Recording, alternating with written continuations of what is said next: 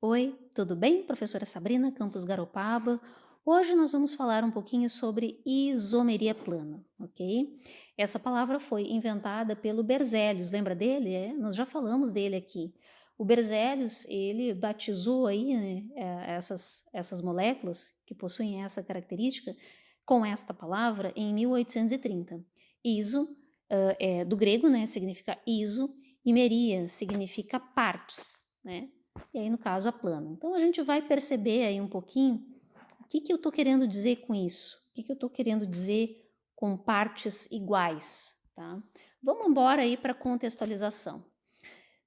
Com os conhecimentos obtidos nesse vídeo e nos próximos, a gente vai conseguir entender algumas situações. Uma delas é o que faz as formigas andarem pelo mesmo caminho? O que faz com que algumas espécies de animais tenham esses comportamentos de grupo, não só as formigas, como abelhas, moscas e outros animais? Vamos lá, vamos guardar essa perguntinha aí, vamos guardar ela.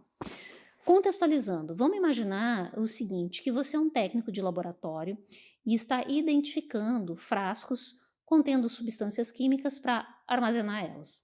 A gente sabe que um rótulo ele precisa ter uma série de informações, mas vamos imaginar que você está cansado, está com fome, quer se livrar logo, então o que você resolveu fazer? Eu vou pegar, vou colocar o mínimo de informações naquele rótulo e depois eu volto e preencho o demais, né, o que falta. Bom, e aí você, então, colocou aqui, né, em rótulos, colocou diferentes informações. O primeiro rótulo, você colocou o nome da substância com a fórmula estrutural. Depois colocou só o nome da substância, depois colocou o nome da substância e a fórmula molecular. Depois colocou o nome da substância e depois colocou apenas a fórmula molecular. Ok, tá vendo que essas aqui, elas estão com o dedinho para cima verdinho. Ok, significa que você pode, então, diferenciar elas desta forma. Agora, percebe que aqui tem um dedinho para baixo quando você coloca apenas a fórmula molecular? Por que será que acontece? Por que será que eu não posso simplesmente pegar e colocar a fórmula molecular ali? Vamos lá, vamos entender. Por que o último rótulo não é adequado? Gente, todo esse material aqui ele foi tirado do livro do Tito e Canto, volume 3, tá? Então vocês também podem pesquisar também essas imagens, eu tirei de lá. Mas vamos voltar à questão, por que o último rótulo não é adequado? O que acontece? Quando eu escrevo isso aqui, ó, C4H10O, ou seja, eu tenho uma molécula que tem 4 átomos de carbono, 10 átomos de hidrogênio e 1 átomo de oxigênio, eu posso ter outras moléculas que tenham esta mesma fórmula molecular, mas que estão se referindo a substâncias diferentes. É isso que está mostrando aqui. Olha só que interessante. Aqui eu tenho um composto que a fórmula é C4H10O. Olha só que interessante, ó, C4H10O. A mesma, a mesma fórmula molecular do éter etílico, só que aqui eu estou tratando de substâncias diferentes, ó. C4H10O, C4H10O, viu? A mesma fórmula molecular, só que esse cara aqui é o éter etílico e esse aqui é um álcool, ó. Olha o álcool aqui, o OH ligado na cadeia carbônica. Aqui eu tenho o heteroátomo ancorado no meio da cadeia carbônica, ou seja, ligado a 2 átomos de carbono. Então aqui eu tenho um éter, aqui eu tenho um álcool. São funções diferentes, funções da química orgânica diferentes e que faz com que eu tenha substâncias completamente diferentes. Olha os pontos de fusão, de ebulição, as densidades, enfim. Então o que eu tenho são compostos diferentes, mas que possuem a mesma fórmula molecular. É isso que eu chamo de isômeros. Esses são isômeros. Por isso que iso, lembra lá do iniciozinho? Iso mesmo, tá? Meros, forma, partes. Então, é a mesma fórmula, tem a mesma fórmula molecular. Esses são isômeros, só que a estrutura e as substâncias são diferentes. Quando é possível perceber que dois compostos são diferentes pela fórmula estrutural plana, dizemos que é um caso de isomeria plana. Então perceba que aqui, quando eu escrevo a fórmula estrutural plana, eu consigo identificar a diferença entre esses dois compostos. Olha só uma outra informação interessante. Aqui eu tenho fórmulas moleculares, tá? diversas fórmulas moleculares. O que acontece? Por exemplo, essa fórmula molecular aqui, C4H10, eu posso ter duas substâncias diferentes. Então, número de isômeros possíveis. C5H12, eu posso ter 3. Olha só aqui, ó, C10H22, eu posso ter 75 substâncias diferentes, tá?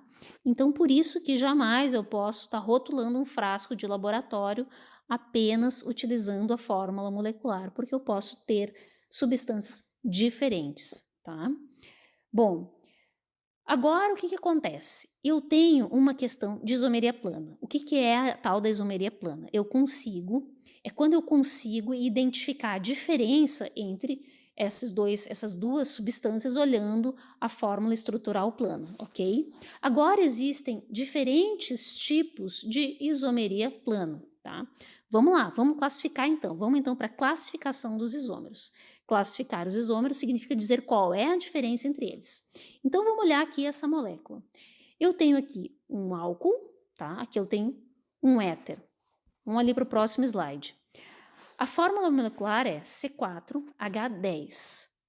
Percebe que a diferença ela está na função. Aqui eu tenho um álcool, aqui eu tenho um éter, tá? Então isso aqui eu chamo de isomeria de função. Por quê? Qual é a principal diferença entre esses compostos? Justamente a função, ok?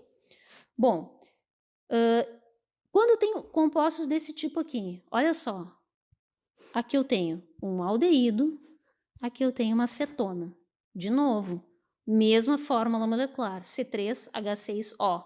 Eles diferem no quê? Função química, então é isomeria de função. Mais um exemplo para você de isomeria de função, tá? Bom, vamos olhar essa outra situação aqui. Eu tenho este composto, tá? Que tem uma cadeia ramificada. E esse outro composto que tem uma cadeia normal. Fórmula molecular C4H10. No que eles diferem? Na forma da cadeia. Então, é o que? Isomeria de cadeia, tá? Bom, imaginemos aí uma outra situação, tá? Eu tenho aqui esses dois compostos. Aqui eu tenho um radical, aqui eu tenho uma ramificação, um grupo metil ligado aqui, nesse caso ao carbono 2 e nesse caso aqui no carbono 3. Bom, nesse caso, qual é a principal diferença? A principal diferença é a posição na qual esses grupos metil estão ligados. Então veja que isso pode acontecer quando eu tiver um grupo metila ou um outro grupo qualquer, pode acontecer quando eu tiver um grupo hidroxila, um flúor, um cloro, tá? E aí, qual vai ser a principal diferença entre uma molécula e outra? A posição que eles vão estar ocupando na cadeia carbônica. Por isso que eu chamo de isomeria de posição, ok? Bom,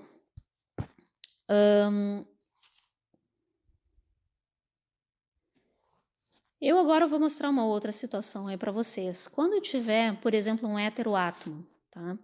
Um átomo diferente, um átomo no meio da cadeia carbônica, né, ligado entre, né, no meio aí ligado a dois átomos de carbono, tá? Quando isso acontece, tá vendo que aqui eu tenho isômeros, eles têm a mesma fórmula molecular, C4H10O, tá? Mas qual é a diferença deles? Eles vão diferenciar na posição desse heteroátomo, tá? Isso acontece só quando eu tiver um heteroátomo, tá? Então, quando eu tiver um heteroátomo no meio da cadeia carbônica, tá vendo que é diferente do anterior? Não é a mesma coisa que o de posição, porque o de posição, esses átomos, eles não estão, no caso do oxigênio, no caso da hidroxila, do cloro, do flúor, eles não estão no meio da cadeia carbônica. Agora, quando eu tiver o caso de um heteroátomo que está no meio da cadeia carbônica, eu tenho um outro tipo de isomeria que é chamado de isomeria de compensação ou metâmeros, tá? Meta significa mudança e meros significa parte, né? De novo aí, partes, tá? Então isso aqui é uma isomeria de compensação ou metâmeros. Então tem que tomar cuidado, que é um pouco parecido com a de posição, mas não é, tá? De posição eu não estou falando de heteroátomos, e nesse caso eu estou falando de um heteroátomo. Bom, classificar os isômeros significa dizer qual é a diferença entre eles. Então aqui, o que eu tenho? Eu tenho uma acetona, tá? E aí, o que acontece? Existem determinadas situações em que um tipo de cetona dessa, ela pode entrar no que a gente chama de um tipo muito particular de isomeria, chamada de isomeria em que os dois compostos, eles ficam em equilíbrio dinâmico. Então, olha o que acontece. Muitas vezes, tá? Nesses casos, os elétrons que formam essa dupla ligação, eles pulam para cá, tá? E esse hidrogênio, ele acaba se ligando nesse oxigênio. E isso acontece e essa ligação forma, ela se desfaz, ela se forma, ela se desfaz, e isso aqui fica nesse equilíbrio dinâmico, no caso entre cetona e enol. Então, esse tipo de isomeria, em que acontece esse tipo de movimento, tá? É o que a gente chama então de tautomeria, certo? Ou isomeria dinâmica. Por quê? O composto ele não está paradinho, ele está toda hora mudando.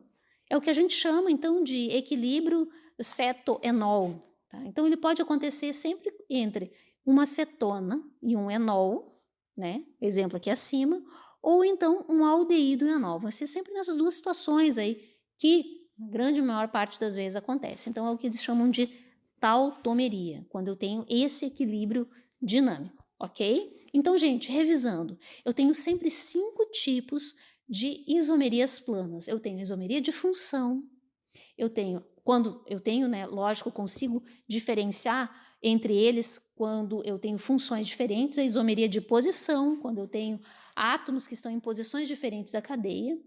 Eu tenho a isomeria de compensação, a metameria, que está relacionado lá ao heteroátomo, lembra? Eu tenho a isomeria de cadeia, quando eu tenho cadeias diferentes, por exemplo, sei lá, uma normal, outra ramificada, ou uma ramificada de um jeito, outra ramificada de outro jeito. E eu tenho a tautomeria, que é quando tem esse equilíbrio dinâmico entre uma cetona, enol, e entre um aldeído, enol, tá bom? É isso, valeu!